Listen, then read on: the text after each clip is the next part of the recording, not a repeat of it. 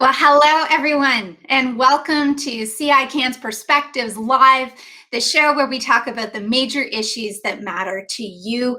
I'm your host, Catherine Clark. I am the co-founder of the Honest Talk podcast, and I'm also a member of the boards of directors of both CARE Canada and CARE International in Kenya, which means that I am particularly delighted to be here for today's discussion on sustainability and intergenerational equity. In just a few moments, I will be joined by my co-host, Don Bureaux, who many of you will know as president and CEO of Nova Scotia Community College. But Don is also a member of CICAN's board of directors, as well as a member of the CICAN Impact Advisory Committee, and he's going to be hosting a lively discussion with our three guests today. And just who are those guests? Well, you're in for a treat. Riley Yesno is an Anishinaabe writer, researcher, public speaker, and climate change advocate. Sue Bird is the policy officer and director general of employment, social affairs, and inclusion at the European Commission. And Tim Brodhead is an adjunct associate professor at the University of Waterloo, as well as the past president and chief executive officer of the J.W. McConnell Family Foundation. We are really looking forward to having them share their thoughts and their expertise. But before we launch into our conversation, allow me to thank some of the people whose support makes this event possible. CICAN would like to recognize the ongoing contributions of its corporate partners, Avis Budget, BGIS, Field Effect, and TD, who support our activities, including bringing you Perspectives Live. Thank you very much, all of you, for your commitment to this show. And now let's talk about the format for today's show. This is not your standard webinar because here at Perspectives Live, we want to hear your thoughts on the conversation and on the topic at hand. So to do that, because it's 2021, we use an interactive digital tool called Slido. Many of you will have used Slido before. For some of you, it might be brand new. So let me go through what it is and how you use it. I encourage you to type the address www.slido.com into your browsers. You can do that on your computers, or if you have a phone or an iPad handy, you can use that as well. Slido is an essential tool for us today. Our hashtag, which you'll need to put in, is Perspectives Live, all one word. And once you put that hashtag in, Slido lets you input questions for our guests. And then once Dawn's conversation is done, I'll get to as many of those questions as I can with our guests. But Slido has some other uses too, which are really neat. It lets you take part in the informal polling that we'll be doing today, and it lets you like questions posed by others. So if you don't have a question yourself, but you see that there's a question that's been posed by someone else that you think is particularly interesting, you just like that question, and it makes it more likely that it's going to get moved up into poll position where I can ask it as one of the first questions once we get to that stage of the conversation today. So why don't we give Slido a try just to make sure that everyone's comfortable with it. We'll start with a polling question, and I'll read that to you now. The polling question is, implementing the 2030 Agenda for Sustainable Development in Canada will require concrete action and leadership.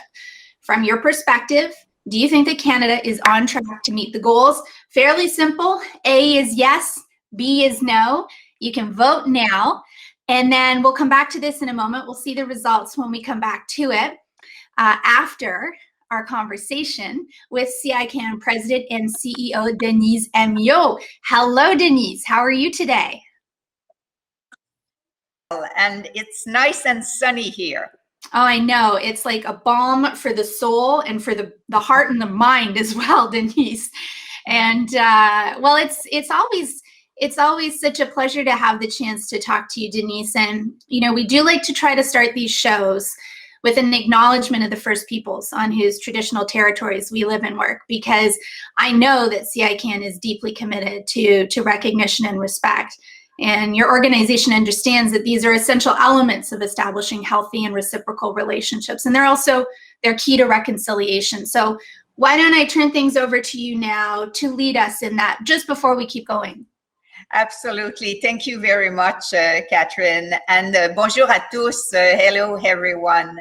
And many thanks to all of you for taking the time to participate in today's Perspectives Live episode on this very important topic of embodying sustainability and intergenerational equality using the framework of the Sustainable Development Goals. So, as Catherine suggested, I want to acknowledge that the land on which we are hosting our virtual show is the traditional unceded territory of the Algonquin Anishinaabe people.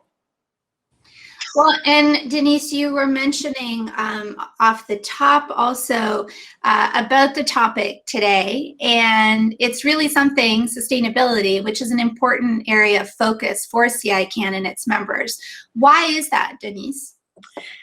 You know, sustainability has and continues to be a major focus for CICAN and its members. In 2015, as many of you know, the 2030 Agenda for Sustainable Development was adopted by all United Nations member states, and it provides a renewed blueprint for peace and prosperity for people and the planet now and into the future. And at its heart are the 17 SDGs as a universal call to action to end poverty, protect the planet, and ensure that all people enjoy peace and prosperity by 2030. Well, and Denise, what we thought we would do right now is, in fact, to watch a short video that helps us brush up on the 17 SDGs. I know a lot of the people who are tuning in today are people who know them by heart, but for those of us who need to remember them, let's roll that video now.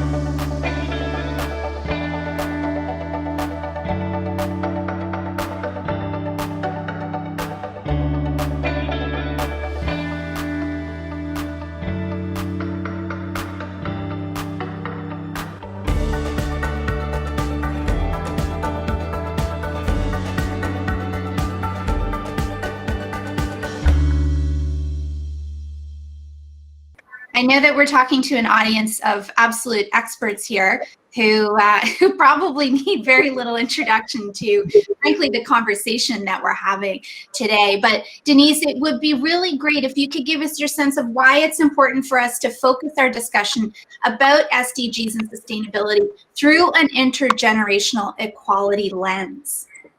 Absolutely, Catherine. Let me give you, if I may, first, the most widely accepted definition of sustainable development, which is the development that meets the needs of the present without compromising the ability of future generations to meet their own needs. And what is interesting is that the United Nations Framework Convention on Climate Change, which was signed by 154 states, including Canada, embeds intragenerational equity within the international climate change regime as a founding principle. For sustainable development to be achieved then, it is crucial to harmonize three core elements: economic growth, social inclusion, and environmental protection. And today, Generation Z those are the ones born after 1996. They rank climate change as the most important issue of our time. And countless students around the world have clearly communicated what's at stake for their future. And young people are only one essential demographic among many when it comes to climate action. So an intergenerational approach leverages the individual strengths and assets of those in different generations in all their diversity, Catherine. Yeah, and it's essential, isn't it? I mean, that's the only way for us really to be able to harness true change and move forward.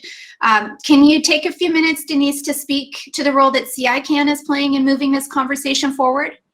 Absolutely. So CICAN, as many knows, is a national association having an impact across Canada and around the world. And our vision is better futures for peoples and communities.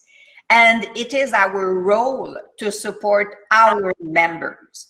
And the 17 SDGs, they provide the ideal common framework with their overarching commitment to leave no one behind.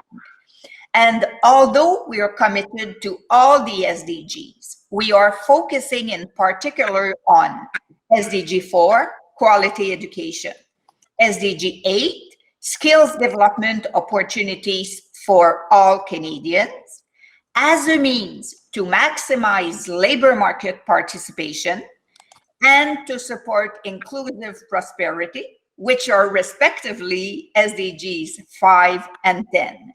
And finally, of course, SDG 13, which is sustainability and climate action, because it is fundamental to success in all these areas. And what we did, we have embedded all these SDGs in our strategic plan, and we signed the SDG Accord last September. And CICAN recently published a position paper on our sector's unique and fundamental role in achieving a net zero economy by 2050. And we will put the link in Slido. So this paper outlines the need for innovation in the development and teaching of new green skills, seeking new business opportunities for Canadian companies, and innovating scientific and technological solutions within a green economy.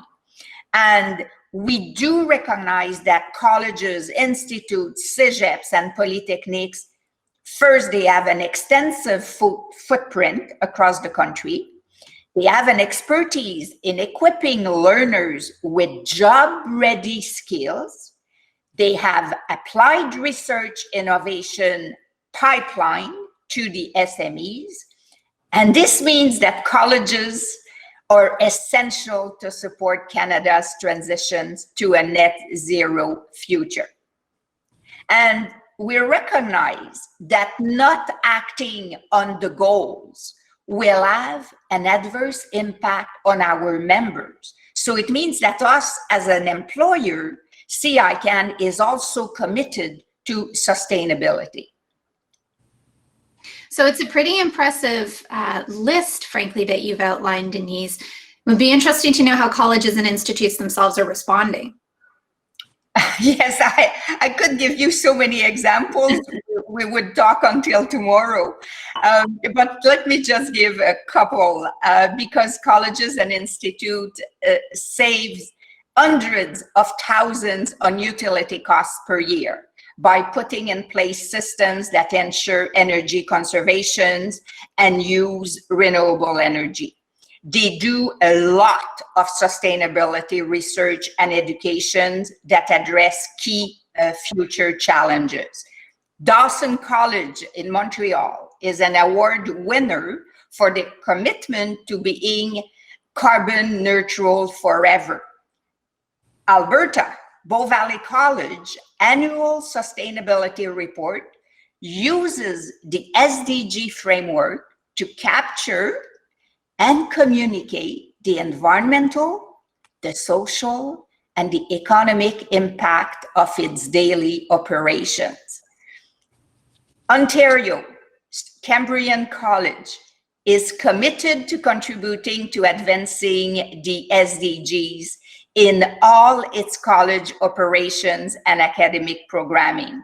And lastly, but I could go on, 6 of our member institutions, including our co-host of today, have signed the SDG Accord. Nova Scotia Community College, Sheridan College, Confederation College, Lethbridge College, Olds College, and Selkirk College, as well as 2 student unions at George Brown and Douglas College. And I'm sure that Don Bureaux, who is the co-host, will have a lot to share about their own leadership at their college. So I really welcome today's discussions. We have great guests, and it will be quite interesting to see how we can all contribute to intergenerational equity and Canada's Agenda 2030.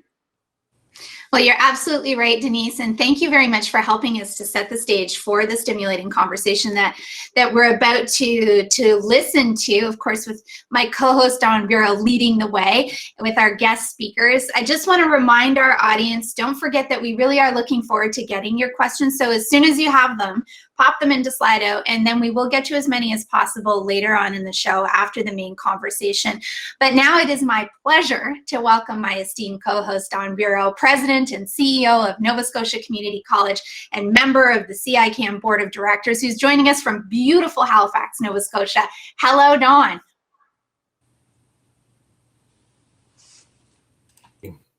How are you doing, Catherine? Great to see you. How are you doing? I am doing just great, and I am so delighted to have you as my co-host today. How are you feeling about our topic today, Don? It's clearly one that you know a lot about, that you're living. Look, I got to tell you, I'm really excited about the conversation today. We have 3 great panelists and a topic that I think couldn't be more timely, quite frankly. Catherine, I often reflect on where we find ourselves as a world, quite frankly, right now, and as a country and as regions. And certainly a pandemic has certainly focused the minds of many people around the world. And it's no different here in Canada. And I often think also about how this pandemic, while it's created great uncertainty, it's also created some truths. There's some things that we just know to be true as a result of the time that we've spent thinking and planning over the past year plus a couple of months. I think some of those are relevant to today's conversation. The first thing that I think we know to be true is that often this pandemic is described to be a major disruptor, which it absolutely has been a major disruption, but it also has been a major accelerant. Many people are saying that the future has arrived 10 years early, and I think that is so true. And I think it's very true when we talk about the world in terms of our environmental sustainability. And that's why we have to be even more thoughtful about how we think about different generations coming together, because the future has arrived, as I say, so quickly. The second thing I know to be true is that the way that we look at public policy, Catherine, in today's kind of world has changed dramatically. For too long, unfortunately, I think public policy was focused too much maybe on the economic side of public policy. But if we've learned anything from COVID, we know that good public policy has to include good social policy and good economic policy. And Denise mentioned it earlier. She talked about the intersectionality between what I call the 3 major E's: the economy, the environment, and equity. We need to bring those 3 together in a much more profound way. The third thing that I know that's true is the nature of work is changing. At one time, many years ago, work was defined by relying on muscle. And right now we rely on brains to get our work done. But I think the future is going to change. I think the future will rely more on the heart in terms of getting work done. People having courage, people having vulnerability in order to lean into these big, difficult tasks. And the last thing I know to be true is that the SDG framework provides an amazing framework for us to come together. Denise mentioned earlier, we're a very proud signatory to the SDG Charter. And I would hope all of my colleagues across the country would sign on to that very important document so we could continue to partner and collaborate on this. So to answer your question, yes, I'm very excited about today, and I can't wait to get into our conversation. So again, and Catherine, thank you. Thank you for your work in this very important area. So yeah, let's get into it. Well, and Don, I love your passion, and I also love the fact that we're at such an interesting stage in history, because you mentioned how the pandemic has affected so much, and often in such a negative way. It has presented incredible challenges, but it has also presented some really extraordinary opportunities, even just opportunities for growth in how we think, as you explained. And so this conversation is going to be a chance for us to explore that a little bit more. We watched one video just a bit ago from John Abbott College, the students there. We have one other video right now, which features Yasmin Gardi, who's the Vice President of Equity and Sustainability with the Student Union of the British Columbia Institute of Technology. And why don't we look at that video now? As I think about this question of why sustainability development goals are important, an important question arises, and quite a difficult one, of how can we make others care? COVID brought so many aspects that show us where we are being weak, and where elements can be addressed more and supporting us as global, right? So we are very ambitious on our board, and further to all the actions that we've done this year towards sustainability, we have decided that our student association will be signing the SDG Accord by the end of May 2021. The most important and relevant one for the moment is goal number 4, the quality of education. It's been a topic on many students' mind this past COVID, and how content of our education is being delivered, and how efficient it is as well. Mm-hmm. And I'm ensuring myself to keep on doing just that, and keep on learning and understanding what does the SDGs meaning to me, how they look like in my life, how they taking form and shape in the circles that I'm in. Part of the things that I'm learning is about the diverse culture that makes our student communities, and about their heritage as well, and learning as well of how to be an ally, not also for myself, but also towards others. We're very social humans, but we also very collaborative, and it's a word and a meaning that we need to address, that we are collaborative humans. And when we are understanding that we all able to contribute to a problem in order to elevate ourselves together. So that is something that I'm thriving to live in. It's an environment that I'm thriving to live in. That's great. Thank you very much, Yasmin. Thank you so much. Hi, I'm Sophia. Hi, I'm Juliana. Hi, I'm Yvonne. Hi, I'm Stasia. Hello, my name is Hu Yutong, and you can call me Sabrina. Hi, I'm Evan. Hi, I'm Olivia. Hi, I'm Annalie. And we're the students of John Abbott College's Sustainable Development Goals Working Group. We're one of 4 subgroups of our Sustainability Committee, and we're focusing on implementing the SDGs within our college community. First, we assessed how much students knew about the 17 goals. Surprise! It was close to nothing. Then we launched a virtual educational campaign through a variety of platforms such as Instagram and our school's portal to raise awareness about the SDGs. In addition to tackling the challenge of educating students through clubs, teachers were contacted in order to assess their contributions to sustainability education. And this is where we are now. We're finalizing the mapping of the contributions of the clubs and the teachers, and we're working on further integrating the SDGs into campus culture and facilities.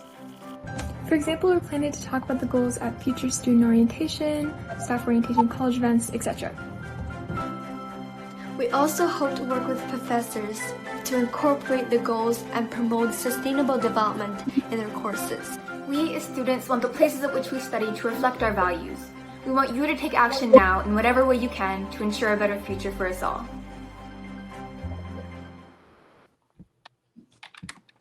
Well, and thank you to Yasmin and to our earlier students from John Abbott College as well for their insight today. It's terrific to have the perspectives of young people, and I can say that and not feel like I'm 412, even though I recognize this is the demographic, as you pointed out, born after 1996.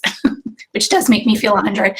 But let's dive right into the results of our polling question from several minutes ago. Remember, the question was, implementing the 2030 Agenda for Sustainable Development in Canada will require concrete action and leadership. From your perspective, do you think that Canada is on track to meet the goals? And a whopping 80% of you said no.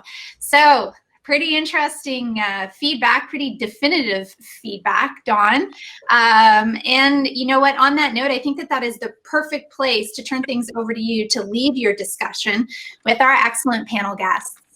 Yeah, thanks, Catherine. And that's quite a stark answer to those questions. But no, I think that just gives us more motivation and inspiration to kind of partner and work together to try to work harder to reach that goal. So look, again, everyone, so great to be here today with three such esteemed panelists. I'm so pleased to be able to welcome, quite frankly, from people from around the world. We have Riley, who's joining us from Newfoundland. Hello, Riley, great to see you.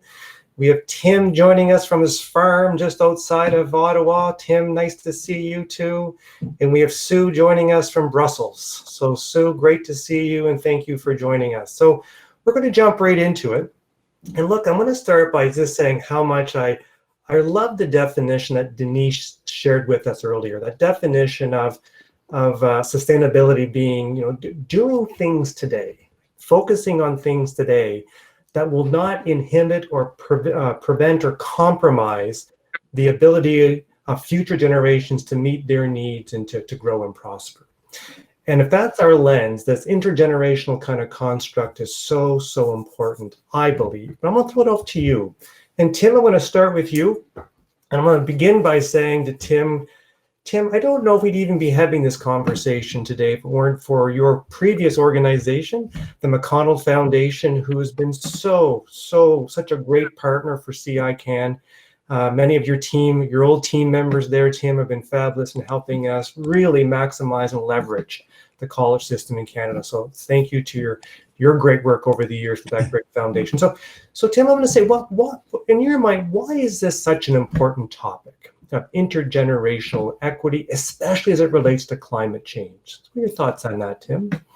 Well, thanks, Don, first of all, for your kind comments. I give the credit all to my successors, but nevertheless, the SDGs, as you said, it's a framework. It's a framework for thinking about the future and what kind of future we want. And it's all about now, what are the decisions that we take now which lead us into a future which is promising and prosperous and so on. And that means ensuring that today's decision makers, and when I talk about decision makers, every one of us who votes can consider that we're part of the decision-making process. So today's decision makers have to see ourselves as stewards for tomorrow. You know, the expression, we don't inherit the earth from our ancestors, we borrow it from our descendants, from our children.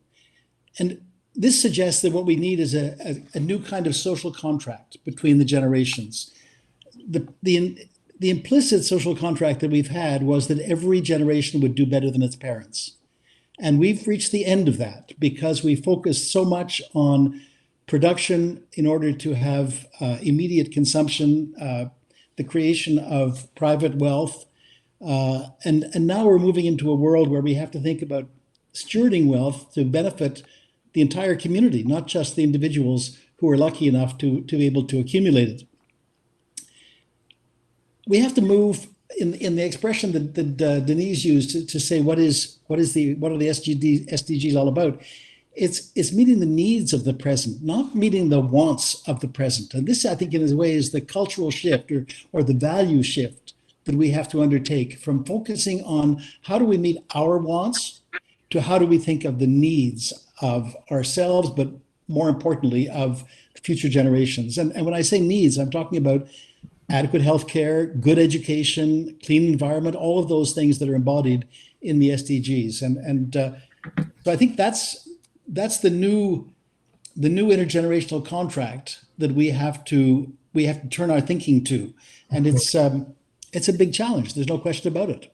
Mm-hmm. Mm-hmm. Yeah, I love your thoughts on that, and that notion of literally an implicit contract that we have from one generation to the next. That should be our lens. Riley, what are your thoughts, Riley, on this in terms of why this is such an important topic right now? Yeah, I mean, picking up on what Tim was talking about a contract or just a way of, living and understanding the world to benefit future generations.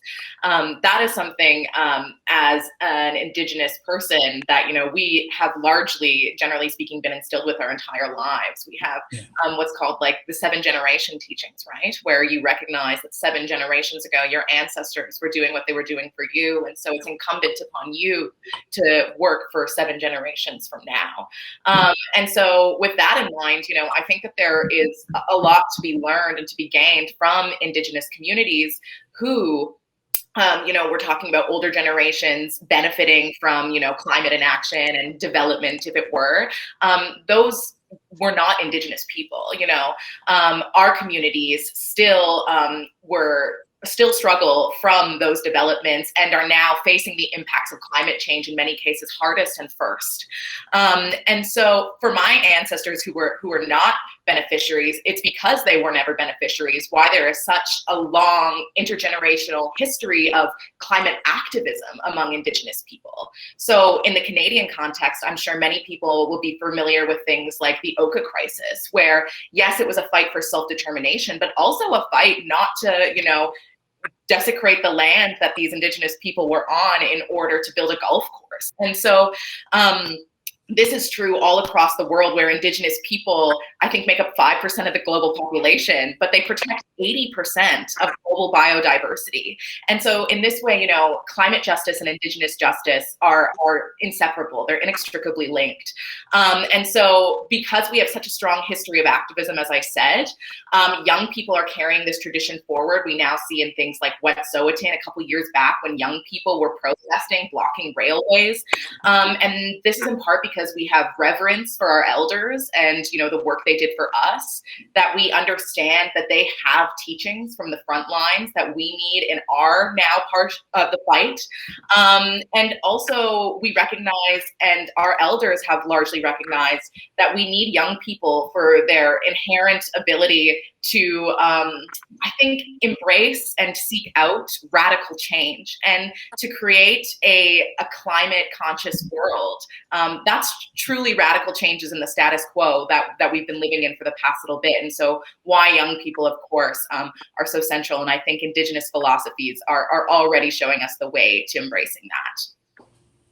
Riley, that's fabulous. And thank you for sharing those very important cultural nuances to this very, very important conversation. Thank you so much. So what are your thoughts on just why this is so important? Yeah. Okay, it's good evening, everybody from Brussels. My name is Sue Bird, and I'm a policy officer in the Commission's DG Employment, Social Affairs and Inclusion. First of all, I hope you can hear what I'm saying and see me, because it's been very difficult for me so far to follow your conversation, something to do with my connection. So I'm sorry about that. But I'm assuming that, Don, we're on the first question here. That's correct, yes. Previously on intergenerational equity in relation to the pillars, the sustainable development pillars, economic growth, social inclusion and environmental protection. Yeah, interestingly enough, with the European Commission here, we lay quite a bit of emphasis on working with young people, also on working with older people as well, in the context of our work here, my own work on vocational education and training, adult learning and apprenticeships. And for sure, looking ahead, and this intergenerational issue, we're looking at demography here, issues to do with demography and how we ensure that the next generation of employees, workers, can be fully and gainfully employed, and you know, and to enable them to be fully and gainfully employed, they need to be in a position to be able to receive the skills, and the competencies they need to do that. And it seems to me that in the area of green skills, which is something I work on, there's quite an opportunity with younger people because, you know, we're looking at rapidly changing times. We're looking at a scenario of further movement from older economy jobs to new economy jobs, and this means green, which are far more technologically sophisticated than has been the case in the past. And so doing the European Union is to find ways of reskilling and upskilling particularly our young people, but also our older people, to take up what we think will be quite some considerable opportunities in the green economy going forward. We think that anything up to 1.2, 1.3 million new jobs will be created in the European Union before 2030. And so all those jobs are going to need to be skilled. You know, people are going to need to be skilled. They're going to need to acquire the competencies that they need in order to take up those jobs. So that is our task at the moment, to assess, build up an evidence base in relation to the skills that are going to be needed, and in due course translate those into curricula and the implementation of those curricula across the European Union for young people. Thank you. Thank you. Thanks, Sue. And you really hit on such an important topic of making sure that we have the skills, kind of the knowledge and the attitude to pursue this, especially amongst the next generation of workers. Riley, I'm going to come back to you to begin the next question, and it's around this notion of, I mentioned earlier that if we've learned anything from COVID, we need to take a different look at public policy. Public policy has to be much more inclusive than just a purely economic public policy. But we also know that public policy at times has short cycles. You know, that there's a time horizon of a very short period of time. And if we're going to do this well and systemically, we need to encourage longer cycles or longer planning cycles. So Riley, what could we do to break that notion of just short-term planning cycles when it comes to policy and make it longer and more systemic? What are your thoughts around that? Yeah, big question. Yeah. I think, you know, when I think about this, my mind immediately, like as somebody who studies political science, goes to, well, these are like specific things that we could do policy wise to, you know, talk about election cycles, you know, how we elect our officials and then, you know, open their scope for agendas. But I also, for this question specifically, I think that it's worthwhile to really engage in maybe a more abstract thinking about this. And so what I automatically think about is, while green tech is like incredible to me, especially as somebody who's not great at science, is that I think that there's often a push to think of like green tech as going to be our savior in this. And that while there's so much value that we should embrace there, I really do believe that the ideas and practices that are required to save our planet already exist, that they're already here. They've been tried and true for generations. There are people who have lived for millennia in you know, sustainable balance with the earth. And so we just need the will to be able to pursue those options. Yeah. And so that's why I'm happy in this conversation, you know, we're talking with educators and agenda shapers of all kinds, because, you know, to get that will is a personal task. It's a personal project, not necessarily a policy one, where we're taught to think that, you know, the way things are, the status quo is the way they ought to be, and one of the only ways that they can be, which really just is not true, you know. Canada, of course, as a country, is only 150 years old. That's a couple generations. And so if only a couple generations ago, people didn't think it was too radical to build a country, why is it so radical for any one of us to believe that we couldn't change ours? And so I think that we need a paradigm shift in believing of what is possible and what we are allowed to demand of our policymakers, of our government, of industry. And I think that that's something that we teach and foster in individuals and in younger generations, is the feeling that you have a right to and an obligation to demand better. And so that's something I'm hoping maybe different for me, but that people listening might be able to take about and think about, how are we fostering that in the young people we have in our lives. Love it. No, what a great way to change a national narrative and then to spread it across multiple generations. That's fabulous. Okay, Tim, what are your thoughts on this? Well, you know, we live in a democratic system, so we all have a responsibility for the public policies that are adopted.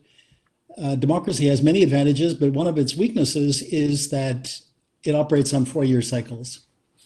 And the question is, why would anyone take decisions now that are going to be unpopular and the benefits of which will probably flow to their successors? So how do we change that incentive?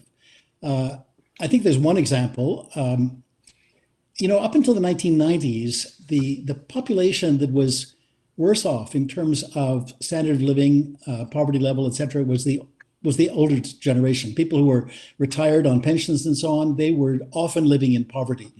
And that changed because there was more generous pension planning. There were a number of measures brought in to try and make sure that seniors didn't live in poverty. And I remember very clearly in the 1990s, the Mulroney government was looking to do drastic cuts in Canada's deficit. And one of the proposals they came forward with was to index old age pensions. And there was a famous scene where this feisty pensioner, a woman from Quebec, I think her name was Solange Denis, I don't know why I've got that in my mind, but she was caught on television confronting Brian Mulroney, the prime minister, wagging her finger in his face and saying, "You touch our pensions and it's goodbye Charlie Brown." And the Conservative government backed off anything. In fact, the Conservative government backed off deficit cutting in general. That was an illustration of one part of the population saying, we are going to organize to make sure that our interests are protected. Now, that was the elder population. It's time now for young people to take that kind of direct action and say to the elected politicians, we care what you say about these issues around climate change and the SDGs. We're going to hold you accountable, and we're going to vote you out of office if you don't respect our concerns about the future that we'll live in. So I think that's one way in which we get directly engaged in the whole public policy debate. Yeah, I think that's such a great strategy. And back to Riley's point, imagine if we could just change the national dialogue, the national conversation on this, so there are more people having those very direct conversations with their elected officials. So, Sue, what are your thoughts on this notion of trying to avoid shortened cycles to expand the cycle of this important work? Yeah, it's a very interesting question, isn't it? To the extent to which you look at the short term, but then you have the long term interests in mind as well. I mean, you know, at a political strategic level, you know, our politicians in our countries, in the European Union, in Canada, our politicians have a limited time mandate, and so therefore the temptation is to focus on the short term, on what can be achieved in the short term, and sort of forget about the longer term, you know, because it's not within my accountability remit. It'll all happen when I'm gone, and you know, it's so that is a fact of life. That's how things are. But one would hope that from responsible governments who have responsible civil servants to work with them, that you would create strategies in the present which would be sufficiently binding and long thinking that they would have enough leverage in the future to make some difference. And as far as the European Union is concerned, if I compare a little bit with our situation here, we do have a legislative competence in the area of green and sustainability and care for the environment. And so, we have all sorts of rules and regulations in place, not necessarily always restrictive, no, because this is an opportunity. It is an area where action is needed to restrict, but it's also an area where there's opportunities as well. So we try to combine the two in our legislation and our regulation and rules. Now, what is often the case is that behind those regulation and rules, in relation to industries and industrial sectors, for instance, behind that there are the implications for skills. There are the implications for education, for vet providers, and for all sorts of institutions and organisations which deal with training, training the now and training for the future.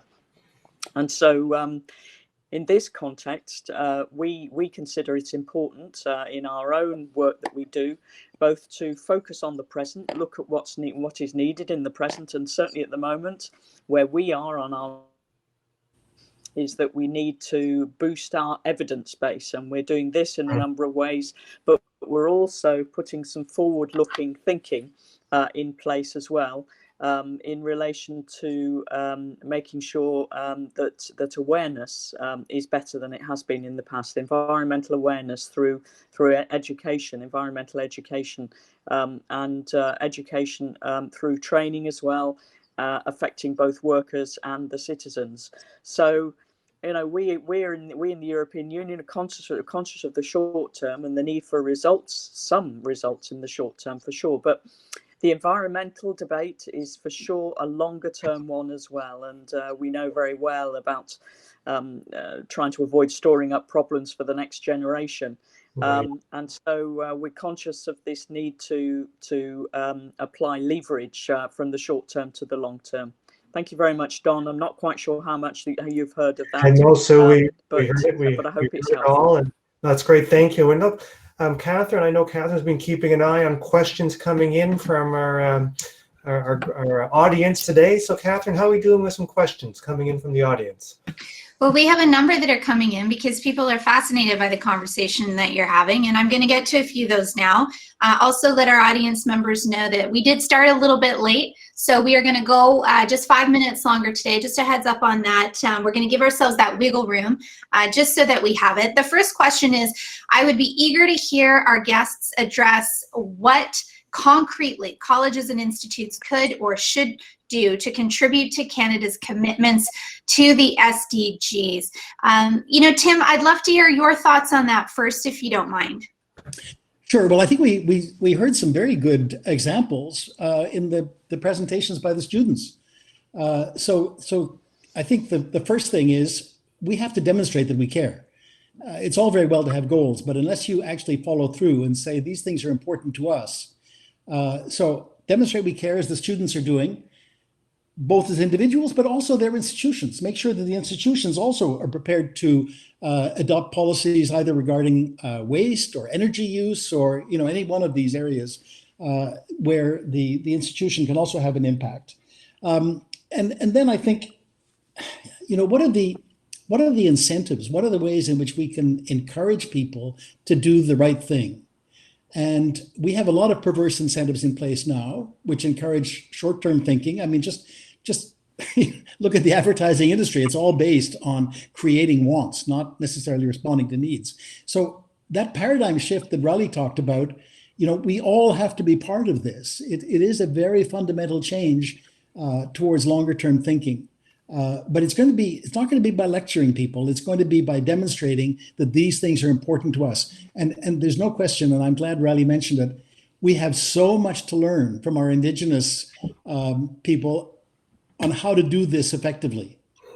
So more young people in positions where they can help to influence policy, including in community colleges and institutes, probably more involvement of women in decision-making, because I think the evidence is that they have a stronger orientation towards community benefit.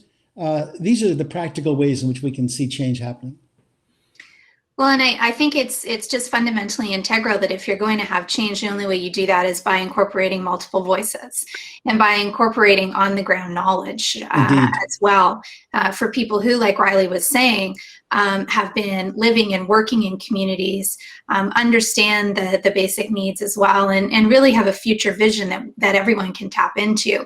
I'm going to cycle through questions. If I throw the next question to someone, but you still want to add a comment to the last question, feel free to do that, but I'd love to get to as many questions as we can. And the next one is, and Dawn, if you don't mind taking this one, I think it's kind of interesting from your perspective. Have you found lots of resistance to incorporating the SDGs within your institution or your organization or your community? Riley, I'd also like to hear your thoughts on that next too, but first, Dawn.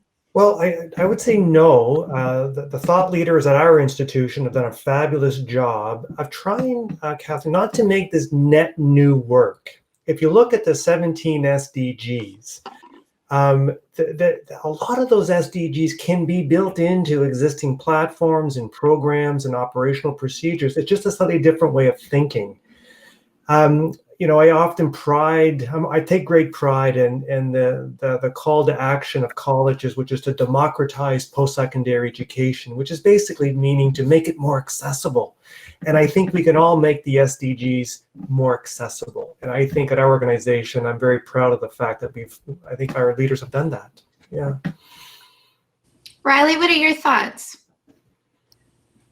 Yeah, I mean, in community, and speaking like specifically of the communities I identify as a part of, that's Indigenous communities, queer communities, not so much. However, unfortunately, in other spaces, absolutely. And so what's coming to mind kind of also relates to the first question you asked Tim, which was, you know, I was going to just say that climate does not exist in a silo. And that's something that the SDGs, you know, understand so concretely, why they touch on women and gender equality, why they touch on, you know, a bunch of different things outside of just the realm of climate.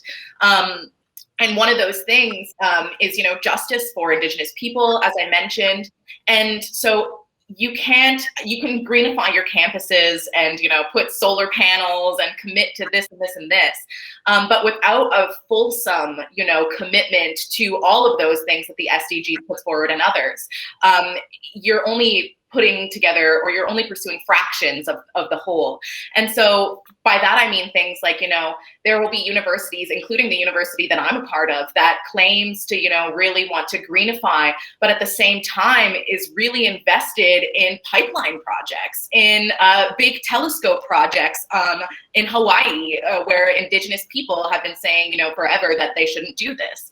And so it's a profound contradiction, the way that I think universities and lots of institutions generally have been able to put these things in silos and think that we can tackle one without tackling the other.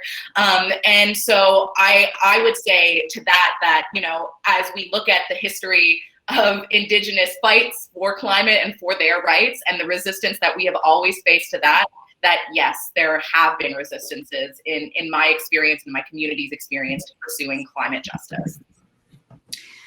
Sue, this is another really interesting question, and it does follow up on Riley's answer in terms of this idea of intersectionalities, but also the silos that currently exist. This viewer asks, what are the characteristics of sustainable systems? Okay, the characteristics of sustainable systems. Well, you know, we're talking about education, we're talking about skills, we're talking about competencies for the future. I suppose sustainable systems are built on solid evidence, solid information analysis, proper forecasting, in order to be able to provide decision takers with the information that they need to be able to put in place building blocks for the future. And just to say again that what we're looking at in the European Commission in relation to skills and sustainable systems in skills, what we're precisely doing that and looking at the evidence base at the moment, and we are looking to set up a series of indicators, a core skills set, and a taxonomy of green skills. So in other words, a declensions of green skills, and we're going to use these elements to give us a base for reflection, and to be able to I mean, who knows down the line, no idea at the moment. This is our first series of actions, but we will use those to build on them and to be able to set up then the next stage of our system, which would be a proposal for proposals for action further down the line to take forward our skills agenda going forward into the middle half of the 21st century, the 22nd century, 21st century, and to be able to put those building blocks sufficiently in place, and link, again to our discussion earlier about intergenerational equity. In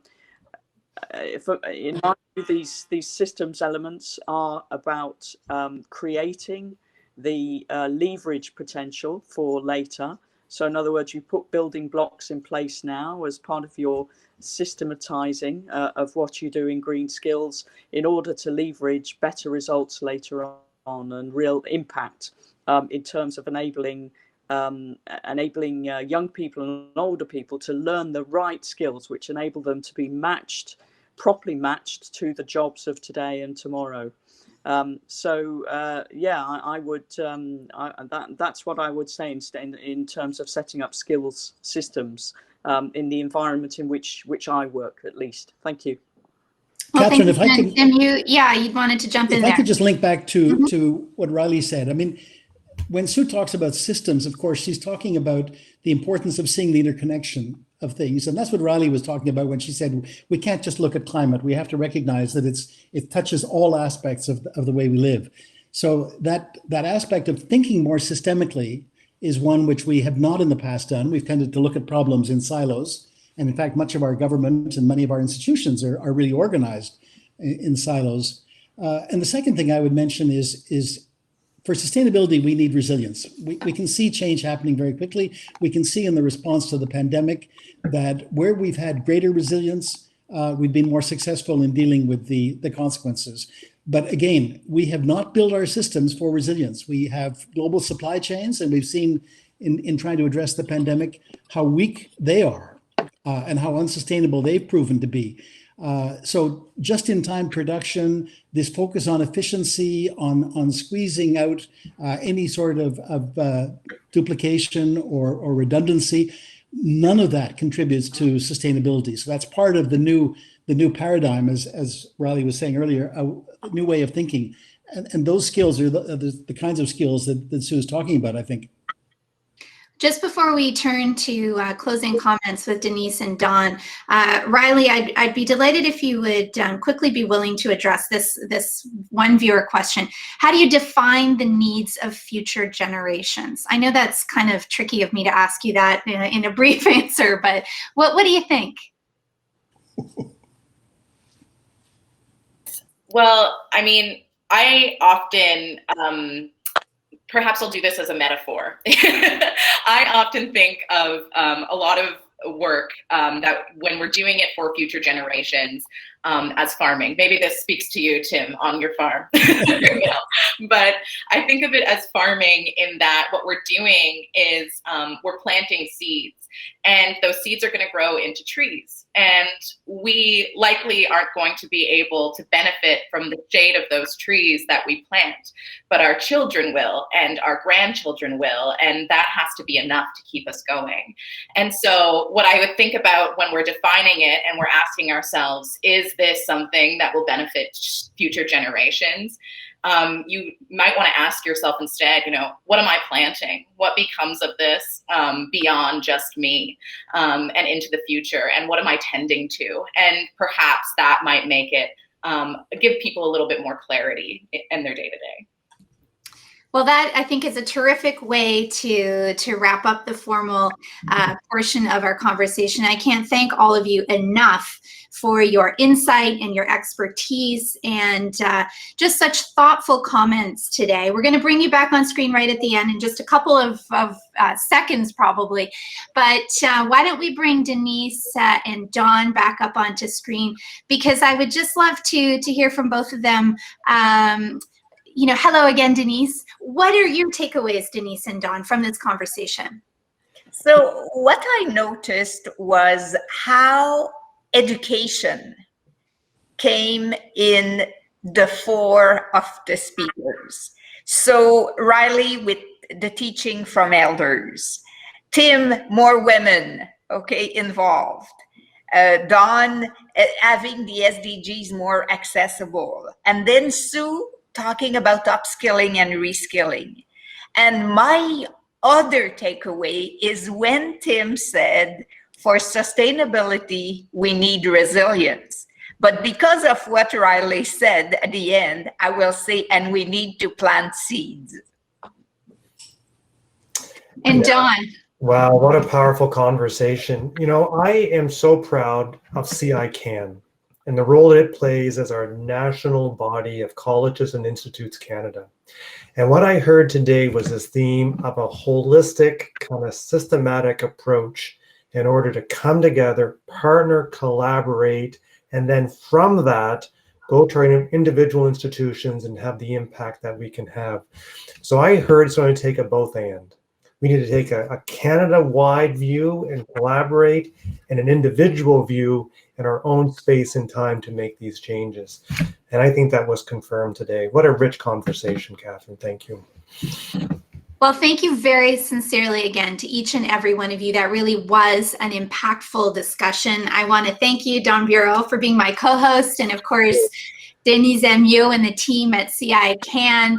To our exceptional guests, thank you for being a part of this. And thank you also to our audience for tuning in today. I hope that you won't miss the next English episode of Perspectives Live. That's on Indigenous education. It's taking place on June 9th. Before that, if you're interested, on May 26th, you can tune into the French episode of Perspectives en Direct, which will also focus on today's topic. But until then, ladies and gentlemen, stay healthy and stay safe. We're so glad that you joined us.